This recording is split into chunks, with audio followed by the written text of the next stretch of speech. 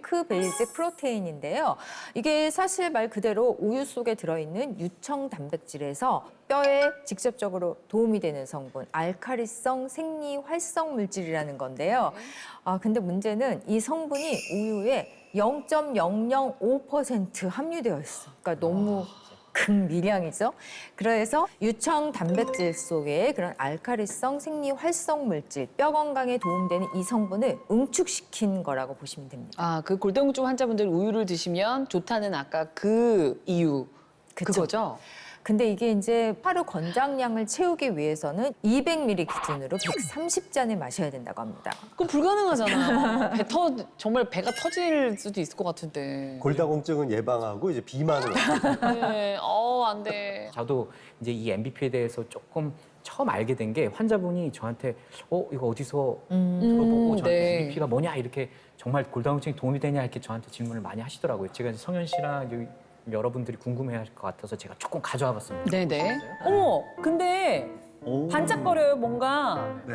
근데 저도 좀 찾아봤는데 이게 MBP가 되게 재밌는 연구 결과가 있더라고요. 어떤? 구멍이 뻥뻥뻥 뚫린 그 뼈세포에다가 이 MBP를 투여했더니 네네. 뼈 파괴세포, 파골세포의 형성이 이제 억제된 거죠. 그리고 오히려 대신에 뼈를 생성시켜주는 세포를 활성화시킨 거죠.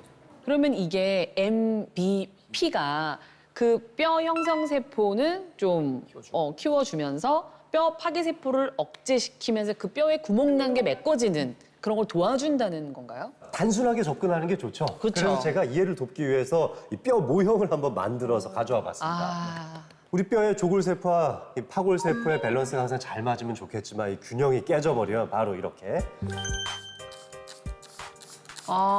구멍. 네. 물 들어오고. 자, 뼈에 구멍이 이제 숭숭 뚫리게 되는 모습을 보실 수가 있습니다. 자, 결국 밸런스가 깨졌을 때 골다공증이 생겨버렸죠. 구멍이 숭숭 뚫려버렸습니다. 자, 바로 이럴 때 우리 몸에 MBP가 들어오게 되면 자, 코인 티슈를 한번 채워보고요. MBP가 어떤 역할을 하는지 보여드리겠습니다. 자, 이제 MBP를 섞은 물을 준비를 해봤습니다. 네. 이 뼈 속에서 MBP가 어떻게 작동하는지 다시 한번 보시죠. 구멍이 뻥뻥 뚫렸던 그 상황에서 구멍이 좀 뭐가 메꿔지는 것 같은데요. 자, 이런 식으로 다시 제 일을 지금 그렇죠. 시작하면서 채워지는 거죠. 맞습니다.